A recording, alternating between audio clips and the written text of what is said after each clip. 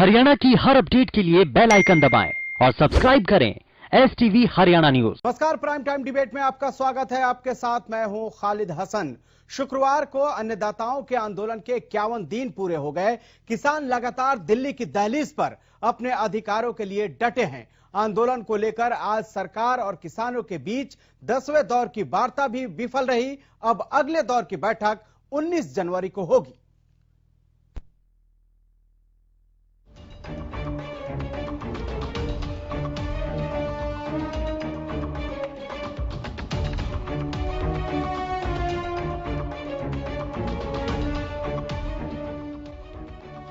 कृषि कानूनों पर जारी गतिरोध का हल निकालने के लिए सरकार और किसानों के बीच शुक्रवार को हुई 10वें दौर की बैठक भी बेनतीजा रही। अब दोनों पक्ष 19 जनवरी को 12 बजे अगली बैठक करेंगे। बैठक में किसान तीनों कृषि कानूनों को रद्द करने की मांग पर अड़े दिखे, लेकिन सरकार ऐसा करने को तैयार नहीं दिखी। सरकार का कहना है कि वो कानूनों में संशोधन कर सकती है, लेकिन इन्हें रद्द नहीं किया जाएगा। हमारी कोशिश है कि वार्ता के माध्यम से रास्ता निकले और किसान आंदोलन समाप्त हो। किसान सर्दी में बैठे हुए हैं, कोविड का भी संकट है और इसके कारण सरकार को निश्चित रूप से इस बात की चिंता है और इसलिए सरकार खुले मन से और बड़प्पन से लगातार चर्चा कर रही है और मुझे आशा है कि संभवतः हम समाधान की ओर बढ़ सकें। सुप्रीम कोर्ट ने जो निर्णय दिया है उस निर्णय का भारत सरकार स्वागत करती है। सुप्रीम कोर्ट ने जो कमेटी मध्यस्थता के लिए और सुनने के लिए बनाई है, वह कमेटी जब भारत सरकार को बुलाएगी तो हम उस कमेटी के समक्ष भी अपना पक्ष प्रस्तुत करेंगे। आज की बैठक के बाद किसान संगठनों ने साफ बोल दिया कि उन्हें कृषि कानून रद्द करवाने के अलावा और कोई समाधान नहीं चाहिए। किसान नेताओं ने सरकार को चेतावनी देते हुए कहा कि उनकी मांगे नहीं मानी गई तो वो दिल्ली की सीमा पर पहले की तरह ही डटे रहेंगे। बीते कई दिनों से किसान संगठन और सरकार के बीच बैठकों का दौर जारी है। हर बैठक के बाद तारीख मिल जाती है, लेकिन इस तारीख का कोई समाधान नहीं निकल रहा है। आइए ग्राफिक्स के जरिए नजर डालते हैं अब तक के बैठकों के दौर पर।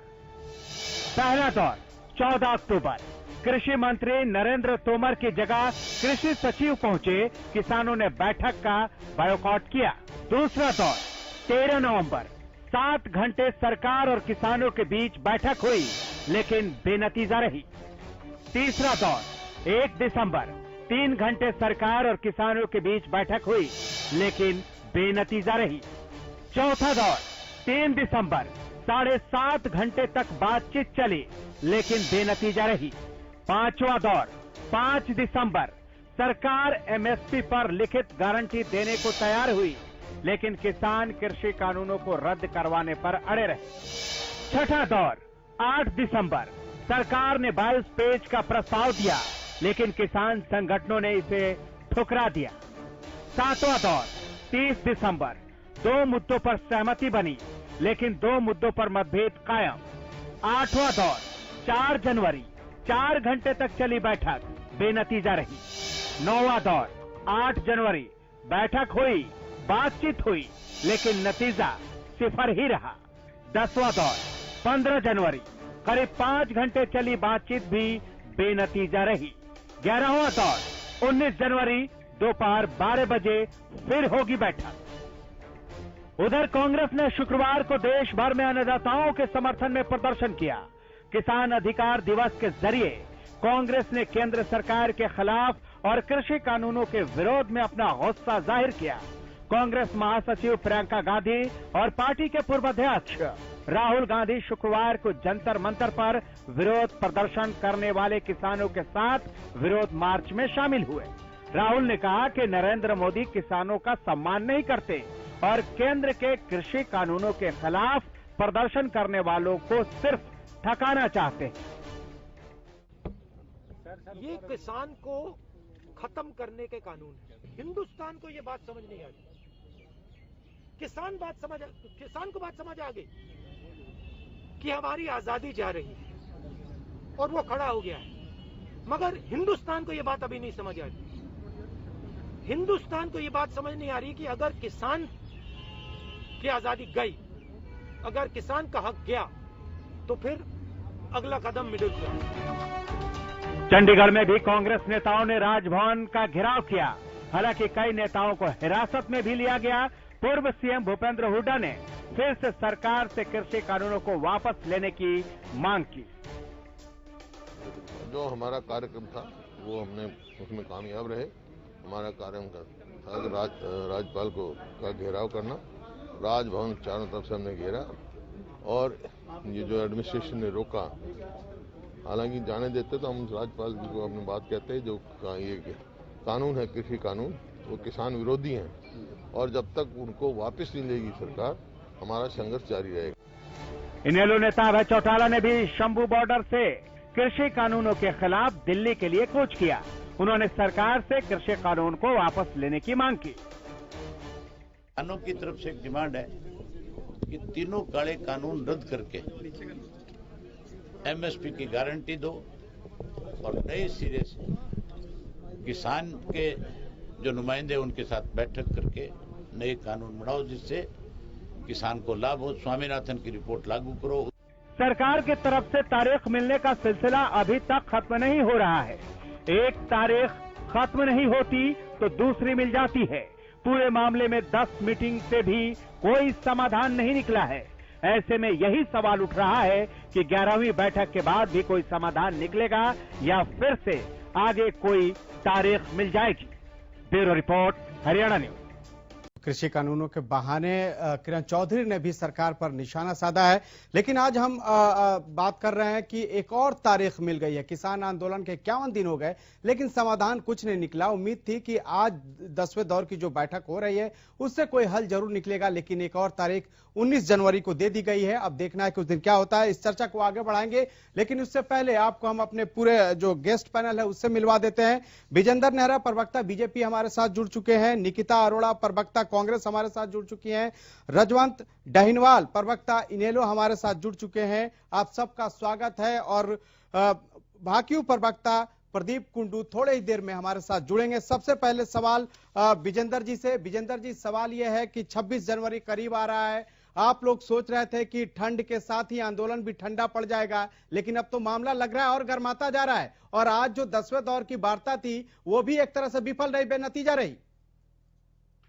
देखिए खालिद जी, आज भी किसान भाइयों के साथ में माननीय केंद्रीय कृषि मंत्री जी, माननीय पीयूष गोयल जी, सभी की वार्ता हुई है। और जो भारत सरकार ने किसान संगठन के जो प्रमुख सदस्य थे उनको विस्तार से जानकारी भी दी है कृषि कानूनों के बारे में, उनको समझाया भी है।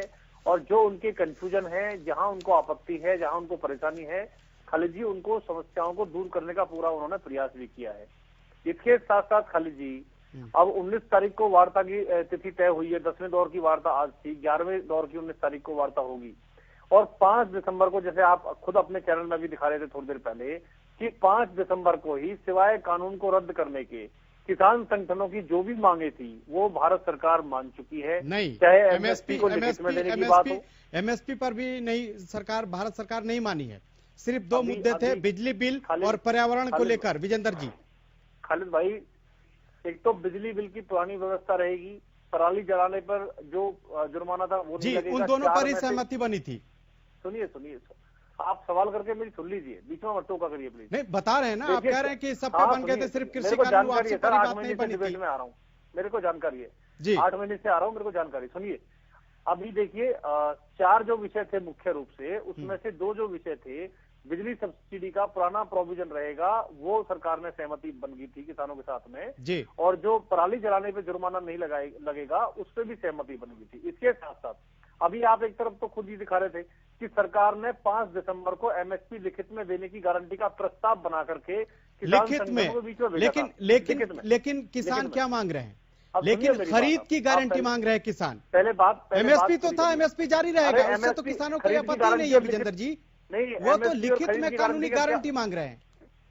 आप खरीद की गारंटी का कानून बनाकर समझते हैं क्या भाई? अरे खरीद की गारंटी और एमएसपी अलग अलग समझते हैं क्या? सर कानून खेती किसानी बनाकर किया आपने? यही तो आज सुनिए। भी यही तो बात अरे थी सुनिए, अरे सर, सुनिए। आज भी यही बात थी और पेच यही फंसा आके सरकार कह रही है कि हम लिखित मैं आश्वासन ये दे कह रहे रहा हैं। हूँ, जो मिनिमम सपोर्ट प्राइस है उसको अगर सरकार लिखित में देती है तो उसके बाद कुछ बचता है क्या?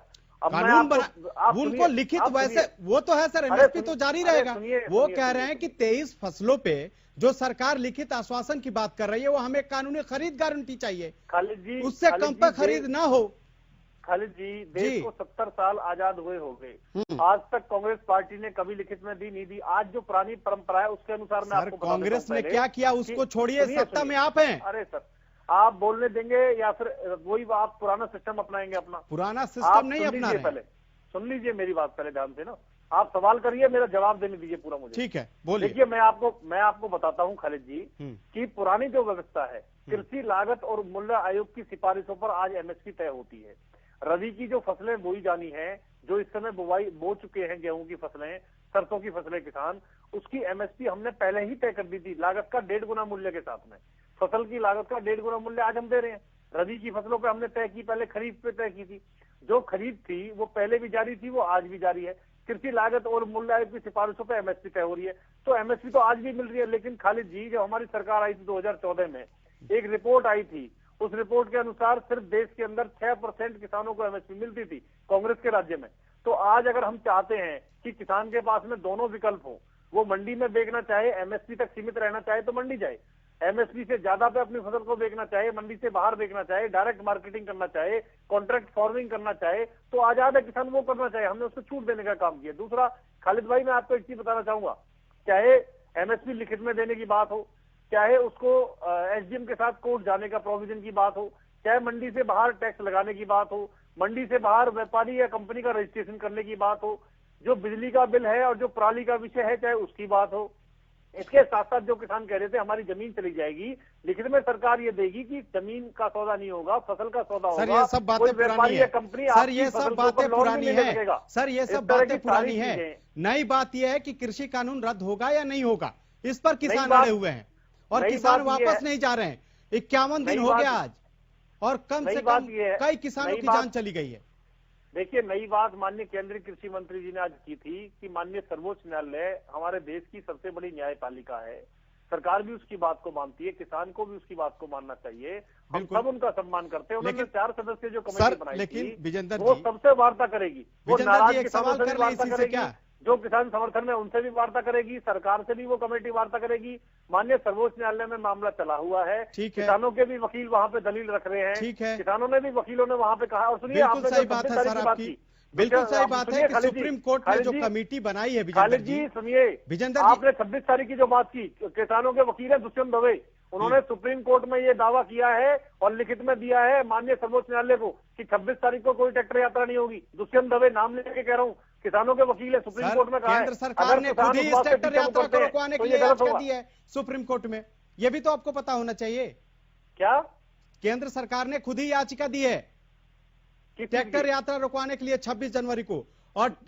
और देखिए, और होना भी चाहिए, जो भी हो वो किसान समझे। लेकिन सवाल यह है कि उस दिन ये गणतंत्र दिवस सबके लिए बहुत मान्य है, देश के लिए बहुत ही अहम दिन होता है और इस दिन हर आदमी को सावधानी बरतनी चाहिए। हमारे साथ निकिता अरोड़ा भी आप गलत लगातार मानते जुड़ी हैं हुई है। ट्रैक्टर यात्रा को? सर- इसका मतलब आप भी गलत मानते हैं ना खालिद भाई? किसका? किस चीज आप का? भी गलत मानते हैं ना उसको? किस चीज का? आप अभी कह रहे हैं ना नहीं होनी चाहिए। वो सर गणतंत्र दिवस है, वो हम सबके लिए बहुत अहम दिन होता है, राष्ट्रीय पर्व है, इसलिए हमारे लिए बहुत ही जरूरी खुल के है। बोलिए, अब किसानों खुल के का बोलिए। क्या निर्णय है वो किसान समझे। निकिता अरोड़ा भी खुल के हमारे बोलिए। साथ बनी हुई है, कांग्रेस प्रवक्ता। जो अभी विजेंद्र जी कह रहे हैं, निकिता जी, आप उनकी बातों से कितना सहमत हैं? पहले तो खालिद जी मैं ये बात बता दूं, ये कहते हैं कि हम लागत से 50% दुगनी पे हम लोग खरीद कर रहे हैं, जो कि सरासर झूठ है। ये बहुत सारे डिबेट्स जो पिछले 50 दिनों से या पिछले 2 महीनों से चलती आ रही हैं, उसमें ये साफ तौर पे सामने आया था। और मुझे ये बहुत आश्चर्य होता है कि कैसे बीजेपी के जो प्रवक्ता आते हैं वो इतनी आसानी से झूठ कैसे बोल देते हैं हमारी जनता को। खैर, ये तो इनकी नीयत है, क्योंकि पिछले 6 सालों से हमारे प्रधानमंत्री ने इतने सारे झूठ बोले हैं, तो हम क्या हम प्रवक्ताओं से हम लोग ये रख सकते हैं कि वो झूठ नहीं बोलेंगे। तो ये तो यहाँ पे सबसे पहला झूठ इनका यहाँ पे पकड़ा गया कि ये लागत से 50% दुगना ये दुगने में नहीं खरीदते, ये एक सच्चाई है। दूसरी चीज मैं ये कहूंगी कि हमारे प्रधानमंत्री बात करते हैं, जब अभी पीछे अमेरिका में जो जिस तरीके का माहौल बना, तो उन्होंने ट्वीट करके बोला कि लोकतंत्र में ये चीज नहीं होनी चाहिए, गलत है, और जिस प्रकार से सब कुछ हुआ, वो तो खुद एक ओपनली ट्रंप को सपोर्ट करते थे। और 4 जनों की वहां पे मौत हुई। सुनिए, अब सुनिए एक सेकंड, आप सुनिए, मैं वहीं आ रही हूँ, मैं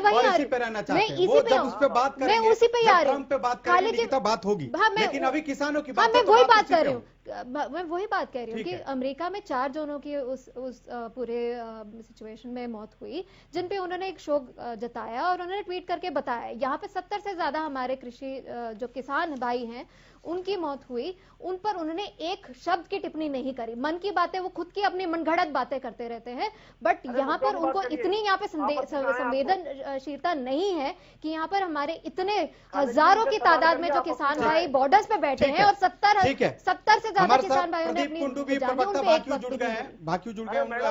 प्रदीप कुंडू, उनसे भी ले लेते हैं रिएक्शन। मुद्दों की बात करिए।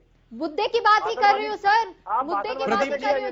विजेंद्र जी, पीएम 4 जनों की मौत होती है अमेरिका में, वहाँ पे उसके लिए आप शोक जताते हैं। यहाँ पे 70 से ज्यादा हमारे किसान, विजेंद्र जी, उनके लिए एक शब्द नहीं। निकिता हमारे साथ प्रदीप कुंडू भी जुड़ गए हैं, बाकी प्रवक्ता, उनसे भी जान लेते हैं। प्रदीप जी, क्या आवाज मिल रही है? जी प्रदीप जी, सवाल यह है कि जिस तरह से आज 10वें दौर की वार्ता हो रही थी, उसमें ऐसा लग रहा था कि आज कोई निष्कर्ष निकलेगा, लेकिन एक उम्मीद जो थी वो शाम होते होते टूट गई। क्या कहेंगे आप, क्यों नहीं बात बन पा रही है? सर, ये जो सरकार है, ये अपने पूंजीपति दोस्तों को सरासर जो है फायदा पहुंचाने के लिए किसान और कमेरे की जो कमाई है वो लूटना चाहती है सर, अपने पूंजीपति दोस्तों के साथ में। इसीलिए वार्ताएं जो है फैल हो रही हैं, क्योंकि इनके ऊपर जो है इनके पूंजीपति दोस्तों का बहुत दबाव है।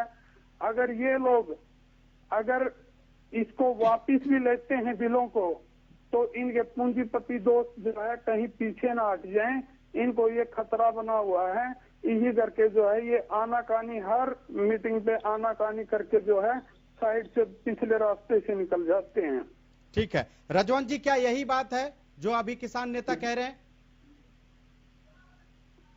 हेलो, हाँ रजवंत जी, आवाज मिल रही है? जी बिल्कुल सही बात कह रहे हैं किसान नेता हमारे, बिल्कुल सही कह रहे हैं कि जो पूंजीपति साथी हैं इनके, उनको ये नुकसान नहीं पहुंचाना चाह रहे। जिस प्रकार ये धक्केशाही से ये कानून लाए गए, अभी हमारे भाई बीजेपी के प्रवक्ता कह रहे थे कि सुप्रीम कोर्ट की बात अगर कर रहे थे, तो सुप्रीम कोर्ट गया कौन? सरकार गई।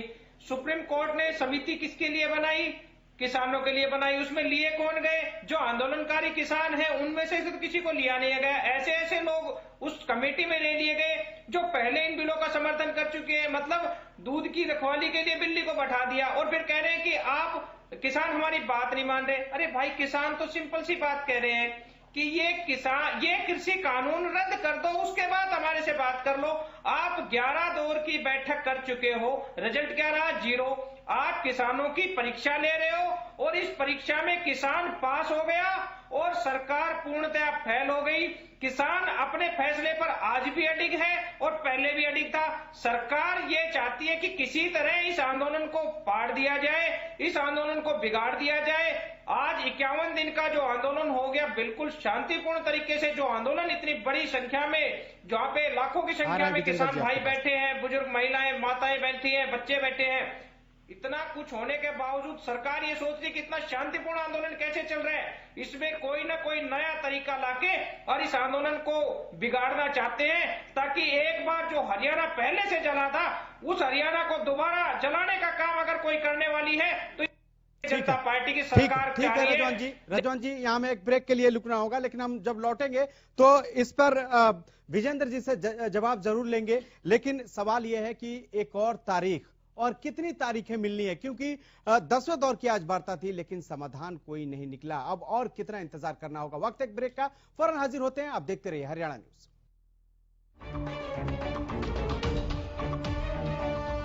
के बाद एक बार फिर आपका स्वागत है। हम लगातार चर्चा कर रहे हैं कि और कितनी तारीख, क्योंकि 51 दिन हो गए और समाधान का रास्ता अब तक नहीं निकल पाया है।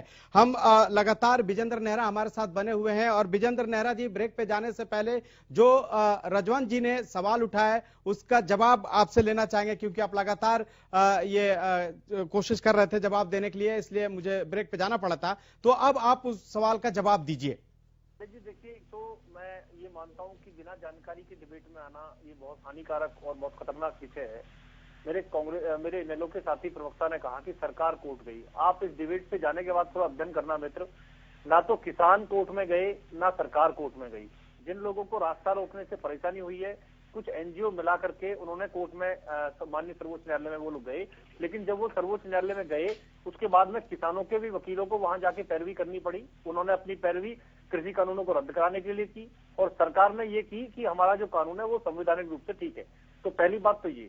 दूसरा, जो आपने कांग्रेस की नेत्री हमारी जो मैडम बात कर रही थी कि भारतीय जनता पार्टी झूठ बोलती है, मैडम मैंने बोला था कि एमएसपी का 1.5 गुना हम दे रहे हैं। 2022 तक फसल की लागत का 2 गुना मूल्य किसान भाइयों को हम देंगे। मैं कुछ फसलों के मैडम नाम बता देता हूँ, ज्यादा नहीं है, 2-4 फसलें हैं, आप भी बता देना आपने कितना बढ़ाया है। आप जब हमारी सरकार आई थी मैडम, बाजरे का 1100 रुपए का एमएसपी था। बता दीजिए क्या अरे मैडम बीच में मत बोलिए मैडम, मैं बता रहा हूँ आपको, मैं मुद्दों के आधार पे बात कर रहा हूँ, तथ्यों के आधार पे आज भाषणबाजी कर रही है यहाँ। आप सुनिए मैडम, अरे मैडम सुनिए, खालिद जी इनको रोकिए। अरे मैडम रोकिए, स्वामीनाथन का भी जवाब लूंगा आपसे। अरे मैडम लूंगा जवाब, ठीक है मैडम, स्वामीनाथन का भी जवाब लूंगा। 2006 से 14 तक लागू क्यों नहीं किया आपने, उसका भी जवाब लूंगा। रुकिए एक मिनट। अरे सुनिए मैडम, मैं वहां भी जाऊंगा। खालिद जी देखिए, अभी ऐसे डिबेट नहीं होती है खालिद जी। खालिद भाई ऐसे डिबेट नहीं होती है जी, बोलिए तरीका नहीं है। आप अपने नंबर पे बोलना मैडम, मैं आपके नंबर पे बोला नहीं, मैंने नोट कर लिया। सुनिए सलीके से बात को। देखिए 2014 में जब हमारी सरकार आई मैडम, बाजरे का आपका एमएसपी तय था 1100 रुपए, हमने उसको बढ़ा के कर दिया 2150 रुपए। ये तो दुगने से भी ज्यादा हो गया मैडम। गेहूं का जो एमएसपी था वो 1400 रुपए था, उसको बढ़ा के हमने कर दिया 1975 रुपए। और जौ का जो एमएसपी था वो 1100 रुपए था, आप देखिए 1600 रुपए हो गया। चना का भैया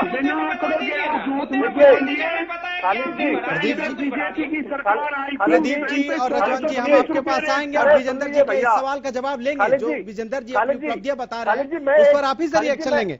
विजेंद्र जी आप कंटिन्यू कीजिए। खालिद जी सुनिए, मैं इनको चैलेंज दे रहा हूँ खालिद जी, आपकी डिबेट पे आप लिख लीजिए, मैं आंकड़ों के हिसाब से बात कर रहा हूँ, आप लिख लीजिए भैया, फिर जवाब देना कि कितना था। देखिए चना का जो एमएसपी था 31, अरे सुन लो भैया, चना का जो एमएसपी था वो 3100 रुपए था, हमने बढ़ाकर उसको 5100 कर दिया। मसूर का जो एमएसपी था 2950 रुपए था, हमने उसको बढ़ाकर 5100 कर दिया। खालिद भाई सरसों का जो रेट था खालिद भाई वो 3050 रुपए था खालिद भाई, सरसों को हमने 4650 रुपए कर दिया। खालिद भाई धान का 1310 रुपए था, उसको सर आपने इतना कुछ बढ़ाया फिर भी किसान भी नहीं मान रहे, विश्वास नहीं कर रहे, समझ नहीं आ रहा है कि मामला क्या है। इतनी उपलब्धियां 6,000 रुपए आपने किसान सम्मान निधि में दिया, बावजूद इसके किसान आपकी बातों को समझने को तैयार नहीं है। 4000 रुपए रेट था, उसको हमने बढ़ा के 5200 कर दिया। कपास का रेट था 4000 रुपए रेट था कपास का जब हम आए थे, और हमने उसको बढ़ा के 5800 रुपए कर दिया। ठीक है, इसी पर जवाब ले लेते हैं ना। प्रदीप टुंडू से ले लेते हैं ना, किसान नेता बाकुल अहमद कैसे। रजवंत जी किसान नेता बढ़िया से बताएंगे, अमूली से जवाब ले लेते हैं। विजेंद्र जी प्लीज विजेंद्र जी आपने अपनी बात तो रख दी, अब तो किसान नेता की बात रखने दीजिए। प्रदीप जी, जो बात विजेंद्र जी कह रहे हैं, कितना सहमत हैं आप इनकी बातों से? क्या वाकई इतनी चीजें आपको बढ़ी और उसका फायदा भी आपको मिल रहा है? जी मैं इनकी बात का, हर एक बात का जो है जवाब दूंगा। उन्होंने स्टार्टिंग में जो बात कही थी, ये कह रहे थे कि किसान मंडी जाना चाहे मंडी जा सकते हैं, और कॉन्ट्रैक्ट पे बेचना चाहे कॉन्ट्रैक्ट पे बेच सकते हैं, और साथ में ही सर ये बात कहते हैं कि हम जो है बिचौलिया सिस्टम खत्म करेंगे। बिचौलिया कौन? आड़ती। अब एक बात बताइए, अगर आड़ती मंडी से खत्म हो गया तो मंडी कौन चलाएगा? कैसे चलेगी मंडी? आप चलाएंगे? कौन चलाएगा मंडी? और ये कहते हैं कि सुप्रीम कोर्ट के अंदर रास्ता जिनको जो है रास्ता रोकने से जो है जिनको तकलीफ हो रही थी वो सुप्रीम कोर्ट गए हैं। शाहीन बाग के अंदर गोली चलाने वाला भी पीछे वो जो है आई थी, इन्होंने जो है अध्यक्षता जो है उसकी रद्द कर दी थी। काफी सोशल मीडिया के ऊपर काफी बातें छाई थी। ऐसे ही इनका भी पता चल जाएगा। ये जो सुप्रीम कोर्ट में गए हैं ना, ये बीजेपी वाले ही मिलेंगे। और सरकार, हाँ, और ये कहते हैं कि गेहूं का रेट 1400 कुछ रुपए था। आप आज आंकड़ा उठा करके देख लीजिए, 1630 रुपए, 1630 रुपए रेट था जब बीजेपी की सरकार आई, और किसान का दाना दाना मंडी में खरीदा जाता था। लेकिन आज के टाइम पे ना तो किसान का दाना दाना खरीदा जाता है, और इन्होंने रेट भी क्या दिए हैं, ना ही वो रेट मिल पाता है। ये सरासर झूठ की दुकानें चला रहे हैं, और देश इसको पहचान चुका है। विजेंद्र जी और औरों को भी मौका मिले, बोलने दीजिए। सबसे रिएक्शन आप ही से लेंगे, सबका जवाब। जो दिल्ली के अंदर बैठा है उसको गिराने का हर बार जो है किसानों ने काम किया है, और अब की बार भी अगर ये किसान बिल वापिस नहीं लिए तो हम इनको सबक सिखा करके रहेंगे, क्योंकि इन्होंने हर किसी के आगे झूठ बोल बोल करके इस देश को लूटने का काम किया है। वो लॉकडाउन की बातें याद कीजिए आप, क्या बड़ी बड़ी बातें कर रहे हैं आप। लॉकडाउन के अंदर मजदूर सड़कों पर थे, व्यापारी के व्यापार ठप पड़े थे। इनको क्या था, केवल देश को बर्बाद करने का काम ये लोग कर रहे थे। लेकिन ठीक है प्रदीप जी, ठीक है प्रदीप जी, अन्नदाता की फसल आती। एक सेकंड सर, मेरे रजवान जी आ रहे हैं आपके पास, आ रहे हैं प्लीज। हाँ प्रदीप जी, मेरी बात सुनिए। प्रदीप जी, अब जरा कांग्रेस की प्रवक्ता से भी जरा एक रिएक्शन लेते हैं कि आज आप लोगों ने किसान अधिकार रैली मनाई। सुनिए, एक मिनट, मेरी बात पूरी होने दीजिए। बोलिए बोलिए। जब लॉकडाउन के अंदर सारे व्यापार, मजदूर, व्यापारी, छोटा व्यापारी जब सब खत्म हो गया तो ये देश चला। तो किसान की जब अप्रैल और मई में जो है गेहूं की फसल आई, गेहूं की फसल आते ही किसानों के पास में पैसा आया, व्यापारी का व्यापार भी चला, मजदूर को मजदूरी भी मिली। लेकिन इनको ये बातें नसीब नहीं हुई कि ये जनता जिंदा कैसे बच गई इतने दिन के लॉकडाउन के बाद में भी। और तभी इन्होंने ये जो है कॉन्ट्रैक्ट फार्मिंग जो है ये लेकर के आए कि आगे आने वाले भविष्य में अगर ऐसा काम होगा तो ये किसान और मजदूर जो है भूख से बिलक बिलक कर मर जाएंगे। यही इन काले कानूनों का सच है। ठीक है, और ये बड़ी बड़ी ठीक है विजेंद्र जी, अब जल्दी से जवाब दीजिए। प्रदीप जी, विजेंद्र जी जवाब दीजिए, जल्दी से जवाब दीजिएगा। देखिए, हमारे जो आदरणीय किसान नेता हैं, मैं पूरी विनम्रता से के साथ में उनको कहना चाहूंगा, किसान भाई को, मैं भी गांव में रहता हूं, सागरपुर में, फरीदाबाद जिले में, मैं भी किसान हूं। तो मैं आपको एक चीज बताना चाहूंगा कि कॉन्ट्रैक्ट फार्मिंग हम नहीं लेके आए हैं। आपको जो कंफ्यूजन डाला जा रहा है, 2006 में पंजाब के अंदर से कांग्रेस सरकार कॉन्ट्रैक्ट फार्मिंग की शुरुआत करती है, कैप्टन अमरिंदर जी सीना ठोक के कहते हैं। और दूसरा 2007 में भूपेंद्र सिंह हुड्डा जी अभी 20 दिन पहले प्रेस कॉन्फ्रेंस की है, सब जगह वीडियो है, उन्होंने कहा कि हरियाणा में पहली बार कॉन्ट्रैक्ट फार्मिंग में लेके आया था 2007 में। आज पूरे देश के अंदर 15 से 25 राज्यों में कॉन्ट्रैक्ट फार्मिंग इस समय हो रही है। हरियाणा प्रदेश के अंदर भी 333 से अधिक स्थानों पर खालिद जी कॉन्ट्रैक्ट फार्मिंग हो रही है। तो कोई भाजपा लेके नहीं आई है, ये कॉन्ट्रैक्ट फार्मिंग कांग्रेस लेके आई थी और पहले से चल रही है, आज तक किसी को कोई दिक्कत और परेशानी नहीं है। दूसरा देखिए, जो मैडम, अरे मैडम फिर बीच में बोल रही है, मैडम आपके बीच में मैं बोलूंगा समझ नहीं आएगा, दर्शकों को क्या फायदा।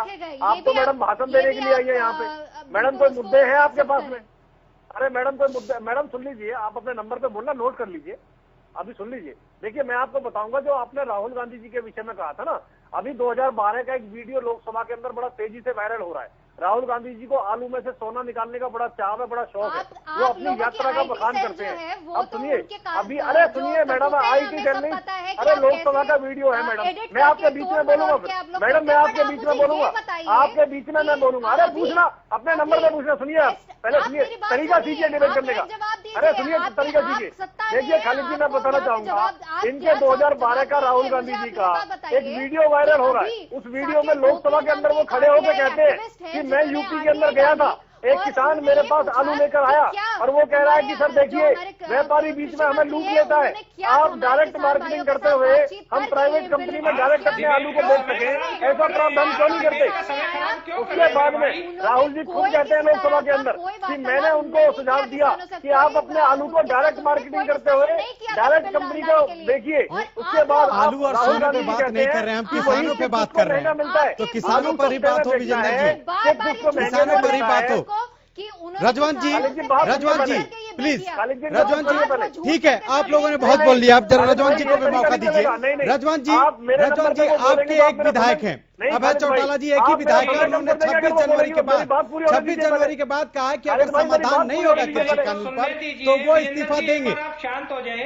मेरे भाई गाय का प्रस्ताव मत पढ़ा करो विजेंद्र भाई, आपकी आदत इसको थोड़ा सा सुधार करें। भारतीय जनता पार्टी के आप अरे बड़ी मैं पार्टी तो के अपने प्रवक्ता नंबर हैं, पे थोड़ा बोल सा रहा हूँ ठीक है, भाई। सुनने का रजवान काम जी, करें। मैं अपने नंबर पे आप ये बोल रहा हूँ, बीच- मैडम बीच में बोल रही है। रजवान जी सुन लो, मेरे अरे सवाल सुन लो, मेरे सुन लो, सवाल का एक जवाब की ना दीजिए। कम से कम सुन लो, और तो किसी की नहीं सुन रहे। विजेंद्र जी प्लीज। रजवान जी सवाल मेरा यह है कि आपके पार्टी के एक ही विधायक हैं और उन्होंने भी जल्दीबाजी में वो कह रहे हैं कि 26 अगर जनवरी के बाद अगर इस कृषि कानून की समस्या का समाधान नहीं होता है तो वो अपना इस्तीफा दे देंगे। आपको नहीं लगता कि किसी भी संस्थान या किसी भी चीज से लड़ने के लिए एक संवैधानिक पद पे होना जरूरी होता है और जल्दीबाजी में इस्तीफे की बात कर रहे हैं वो? देखिए, जल्दबाजी की बात नहीं है। हमारी पार्टी मजदूर कमेरे किसान वर्ग की पार्टी है। और जब अभय सिंह चौटाला जी उनके पास गए हैं, किसानों के पास गए हैं, तो वो उन्होंने ये कहा है कि जिस संस्थान में उनकी सुनी नहीं जा रही और वहां पे उसमें रहने का फायदा क्या है। जब किसान वो कह रहे हैं कि आप हमारे बीच में, कोई भी अगर आदमी हमारे बीच में आ रहा है तो पहले अपना पद छोड़ के आए, क्योंकि वो हमने बनाया उनको। अभय सिंह चौटाला ने कहा है कि मेरी पार्टी, मेरा परिवार सदा किसान हितैषी रहता हूं, देवीलाल के वंशज है वो। और वो कहा कि मेरे पिताजी ने जब प्रधानमंत्री का पद छोड़ दिया था तो विधायक पद मेरे लिए कौन सी बड़ी बात है, मैं इस पद को अभी छोड़ देता हूं। उन्होंने 26 तारीख तक अल्टीमेटम दिया सरकार को कि अगर 26 को अगर अल्टीमेटम दे दिया, 27 को अगर ये कानून वापस नहीं हुआ, 26 को 27 को वो अपने पद से रिजाइन कर देंगे। उन्होंने, उनका कोई दिक्कत नहीं है। दूसरी बात, मेरे भाई अभी विजेंद्र नेहरा जी जो कह रहे थे कि सुप्रीम कोर्ट में सरकार नहीं गई, मेरे भाई इस किसान आंदोलन से सिवाय सरकार को किसी को भी परेशानी नहीं है। और जो आदमी भेजे हैं, जो नुमाइंदे जो आप कह रहे हैं एनजीओ गई है, वो कहीं ना कहीं भारतीय जनता पार्टी के ही प्रायोजित आदमी है। और सबसे बड़ी बात यह कि अगर आपने कानूनों का इतना फायदा, ज्ञान आपका फायदा पता है, आपकी नॉलेज अच्छी है, एक बार इन किसानों के पास चले जाओ मेरे भाई, वो 51 दिन से बैठे हैं, आप उनको बैठ के समझाओ। आपकी पार्टी के नेता को भी पता होगा, एक बार वो खुल के इन किसान बिलों के समर्थन में प्रेस कॉन्फ्रेंस कर दे। आपको कम से कम ये तो देखें, आपका इतना बड़ा संगठन है, प्रशिक्षण शिविर चला रहे हो, आप उनको किसानों के साथ भेजो, उनके बीच में भेजो, गांवों में भेजो, ताकि इस कृषि बिल का फायदा समझा सको, ताकि आपको भी असलियत पता लगे ये कितना फायदेमंद है और कितना नुकसानदायक है। तो ये सलाह देने की यहाँ पे जरूरत नहीं है, टीवी पे बैठ के गुमराह करने की कि कृषि बिल से कितना फायदा है। आप एक बार किसानों के बीच में जाके देखें, एक प्रदेश का मुख्यमंत्री का जब सभा नहीं हो पाती, कितना कमजोर मुख्यमंत्री, क्या सरकार इन बिलों में इतनी खामियां हैं, उसी की वजह से तो ये हुआ है कि उनकी सभा तक नहीं होने दी। जवाब दीजिए विजेंद्र जी।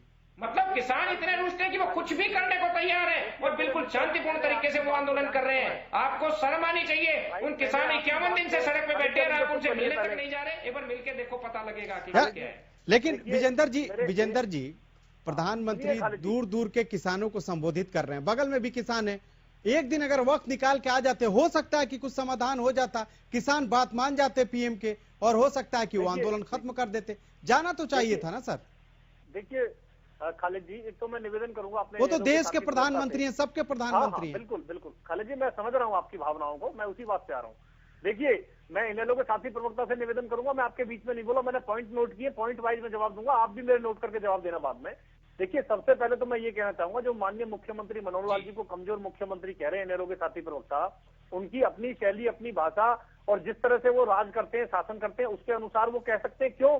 क्योंकि देखिए, जब इनके शासनकाल के अंदर माननीय उस समय जो हमारे मुख्यमंत्री थे ओम प्रकाश चौटाला जी, किसान सिर्फ उनसे मिलने की मांग कर रहे थे, उनका घेराव कर रहे थे। इस विषय पे उन्होंने किसानों पे गोली चलवाई और कंडेला कांड के अंदर दर्जनों की संख्या में वहां पे किसानों को शहीद करवा दिया था। वो तो मजबूत मुख्यमंत्री थे, वो उस समय मजबूत मुख्यमंत्री थे। अब सुनो भैया, बीच में बोल रहे हो आप, आपके बीच में मैं नहीं बोला, मैं मजबूत मुख्यमंत्री की परिभाषा बता रहा हूँ भाई, मैं मजबूत मुख्यमंत्री की परिभाषा बता रहा हूँ। गोली चलवा के शहीद करा देते किसानों को।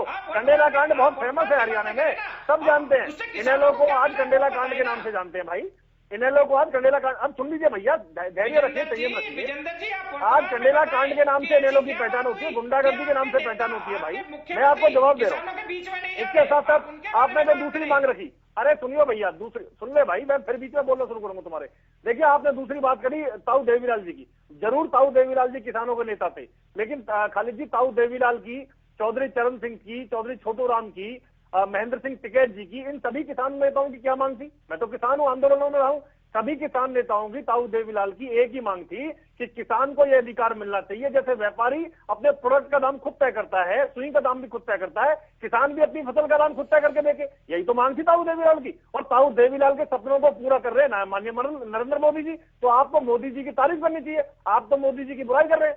अरे ताऊ देवीलाल जी के सच्चे जो प्रशंसक हैं, उनके अनुयायी हैं, उनको जो मानने वाले हैं, ताऊ देवीलाल के आदर्शों पर तो भारतीय जनता पार्टी चल रही है, और यह चल रही है तो जेजेपी चल रही है। आपके जो देखिए ताऊ देवीलाल के आदर्शों पे भाजपा और जेजेपी चल रही है, मुद्दे से आरोप प्रत्यारोप पर चले गए हैं। मैं आपको बताना चाहूंगा, आप लोग मेन मुद्दे से कहीं भटक रहे हैं और आरोप प्रत्यारोप कर रहे हैं। अगर इस तरह से पीछे इतिहास खंगालेंगे तो बहुत लोगों का इतिहास बहुत तरह से निकलेगा, बहुत दागदार निकलेगा, उस पर मत जाइए। सवाल यह है निकिता, जिस तरह से आज आप लोगों ने, रजवान जी आज आप लोगों ने जिस तरह से किसान अधिकार दिवस आज मनाया और राजभवन घेराव करने आप लोग पहुंचे, क्या कांग्रेस अपनी खोई हुई जमीन इस किसान आंदोलन के बहाने ढूंढने की कोशिश कर रही है? राहुल गांधी भी दिल्ली में सड़कों पे उतरे थे। देखिए, सबसे पहले तो मैं ये बात कहूंगी कि आज की जो हमारा जो हुआ कार्यक्रम रहा है वो बहुत ही सफल रहा है, और जिस प्रकार खट्टर और दुष्यंत चौटाला जी की जो सरकार है वो आज जिस तरीके से भयभीत दिखी और जिस तरीके से उन्होंने हमारे कांग्रेस के जो नेताओं को गिरफ्तार किया, उससे साफ तौर पर ये दिख रहा है कि कैसे ये जो सरकार है बीजेपी की सरकार, पूरे नाम के साथ संबोधित किया, सीएम का नाम जी, मैंने नाम मैंने जी भी बोला है, क्या बात कर रहे हैं आप? मैंने खट्टर और दुष्यंत चौटाला जी बोला है, मैंने कोई किसी को अरे आपने खट्टर बोला है सीधा, मुख्यमंत्री नहीं, आप रिप्ले कर दीजिए। खालिद जी, आप बताइए अगर मैंने कुछ गलत कहा हो, आपने खुद मेरी बात को सुना और समर्थन किया।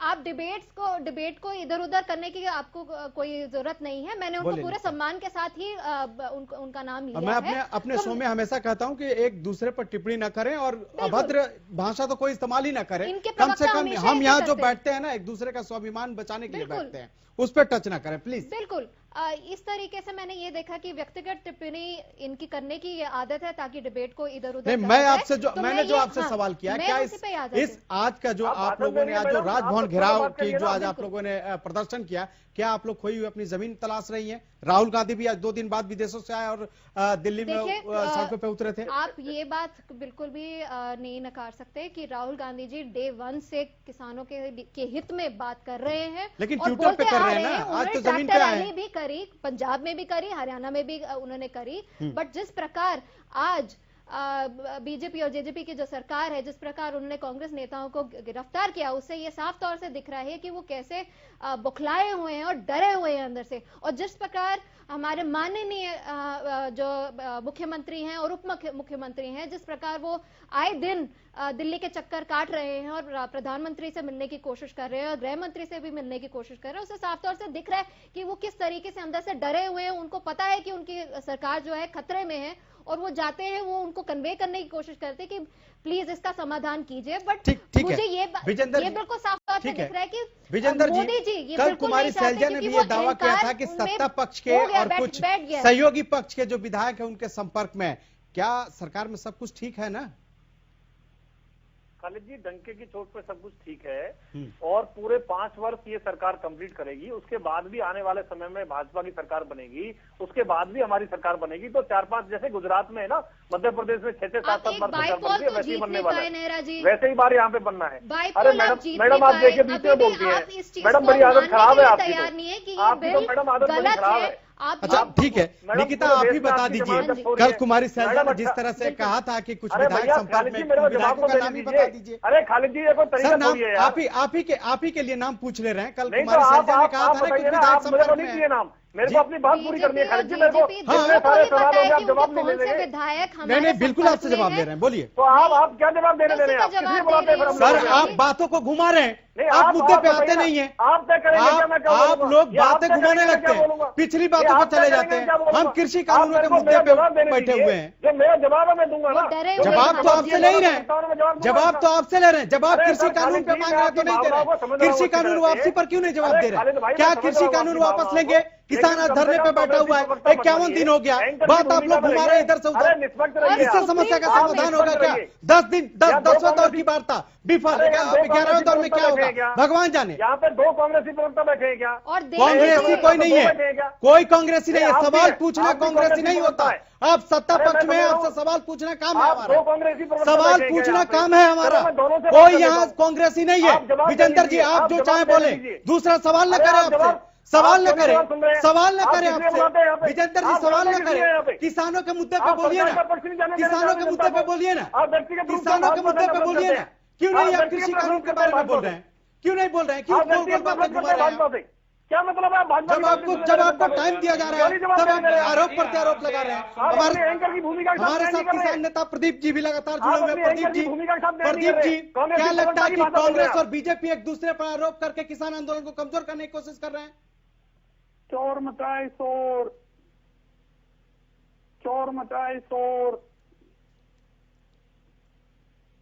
अरे आप किसान ही नहीं हो, आप ठगो। आप इस तरह की भाषा इस्तेमाल कर रहे हो, आप किसान नहीं हो सकते। चोर यही इनकी आदत बन चुकी है। अगर किसान इनसे सवाल पूछे, इनकी आलोचना करे, इनको खालिस्तानी बताया जाता है। खालिद जी इनसे पूछे कि इनकी सरकार ने सुप्रीम कोर्ट में ये बात क्यों कही है कि खालिस्तानी है ये जो बैठे हुए हैं यहाँ पर। रजवान जी रुक जाइए, मैं ये हमें खालिस्तानी कहते हैं। किस आप आतंकवादी कहते हमारे हैं। गृह मंत्रालय से हमने आरटीआई में पूछा, हमने इसके ऊपर हमने आरटीआई में पूछा, गृह मंत्री ने बोला यहाँ पे कोई खालिस्तानी नहीं है। तो आज सुप्रीम कोर्ट में जाके ये बात क्यों कही सरकार ने? कहते हैं। Last comment Pradeep ji, last comment आपसे लेना चाहेंगे। अब आज जो वार्ता हुई है वो एक तरह से बेनतीजा रही, अब आगे रणनीति क्या होगी आप लोगों की? जल्दी से 10 सेकंड में। जी सर, हम जो है 18/1/21 को महिला किसान दिवस मनाएंगे और 23/1/2021 को किसान आजाद दिवस मनाएंगे। अगर उसके बावजूद भी अगर सरकार ये 3 काले कानून वापस नहीं लेती है तो हम 26/1/21 को किसान गणतंत्र दिवस मनाएंगे। ठीक। और मैं कहना चाहता हूं आपके माध्यम से जल्दी से इस सरकार, गुंगी बहरी सरकार को ये 3 काले कानून वापस ले लीजिए, मत लीजिए और किसानों की बलि। 60 किसान हमारे बेमौत मर चुके हैं इस सर्दी में, आप मत लीजिए इनकी बलि। ठीक है, ठीक है। रजवान जी जल्दी से समाधान कैसे हो इस पे बात कीजिए, बस 10 सेकंड में। रजवान जी देखिए खालिद जी, बात यह है कि समाधान जब होता है जब नियत साफ हो। किसानों की एक छोटी सी मांग है कि कानून निरस्त हो जाए और एमएसपी का जो उसका है वो कानून बनाकर और अपना उनको किसानों को खुश कर दिया जाए। जब किसानों के लिए कानून बन रहे हैं और उन कानून से किसान ही खुश नहीं है, हमें सरकार अपने आप को खुश रखना चाहती है, अपने पूंजीपति मित्रों को खुश रखना चाहती है, जबकि वो किसानों के लिए कानून बन रहे हैं, उससे किसान ना खुश है। तो फिर इन कानूनों को रखने से फायदा क्या है? आज 1-2 किसान नहीं बैठे, लाखों की संख्या में किसान बैठे हैं, उनकी सुननी चाहिए सरकार को और ये कानून तुरंत निरस्त करने चाहिए। ठीक है। मैं सरकार से यही दरख्वास्त करूंगी, समय और निकले 3 काले कानून को वापस लीजिए, वापस से किसानों को लाइए, उनसे बातचीत कीजिए, फिर वापस से ये कानून लेके आए। वो 10 सेकंड में आप इसको कंक्लूड कीजिए। बहुत हम लोग बहस करते हैं लेकिन समस्या जो है उसका समाधान होना चाहिए। कुछ ऐसा आप भी तरकीब निकालिए और ऐसा कुछ बात ऐसे कहिए कि उससे कुछ फायदा हो, और हो सकता है कि आपकी बातों को केंद्रीय नेतृत्व माने तो हो सकता है कि कुछ निष्कर्ष जल्दी निकल जाए। 10 सेकंड में। ये लगातार किसान भाइयों से वार्ता कर रही है, लेकिन जो किसान है ना वो खेत में, गेहूं के खेत में पानी देने में व्यस्त है। किसान संगठन आज किसी पे विश्वास नहीं कर रहे, ना प्रधानमंत्री पे, ना सरकार पे, ना केंद्रीय मंत्री पे, ना सुप्रीम कोर्ट पे, ना कमेटी पे, किसी पे तो विश्वास करिए। सरकार आपकी सब बातों को मानने के लिए तैयार है, लेकिन जो कानून बनता है वो सोच समझ के बनता है। सिवाय कानून रद्द करने के लिए खालिद जी इनकी सभी मांगों को सरकार ने मान लिया है। किसान भाइयों को सर्दी बहुत पड़ रही है, अपने घर जाना चाहिए। ठीक है। तो एक तरफ जहां विपक्ष है वो लगातार यही बात कह रहा है कि तीनों कृषि कानून वापस लेना चाहिए, लेकिन पक्ष ये कह रहा है कि जो किसान है वो थोड़ी नरमी दिखाएं और 3 कृषि कानून की वापसी की मांग छोड़ के बाकी जो उनके जो मांगे हैं उस पर सरकार उस पर संशोधन करने के लिए भी तैयार है। आप तमाम जो गेस्ट हमारे साथ जुड़े इसके लिए आपका बहुत बहुत शुक्रिया। तो सवाल यह है कि जिस तरह से आज 51 दिन हो गए, लेकिन 51 दिन के बाद भी एक उम्मीद थी कि आज 10वें दौर की वार्ता हो रही है और कुछ जरूर हल निकलेगा, लेकिन एक और तारीख मिल गई और ये तारीख अब 19 जनवरी है। खैर, उम्मीद करते हैं कि 19 जनवरी को कुछ अच्छा हो और किसान जो इस ठंड में ठिठुर रहे हैं वो अपने घर लौट सकें। फिलहाल इतना ही, मुझे दीजिए इजाजत। आप देखते रहिए हरियाणा न्यूज।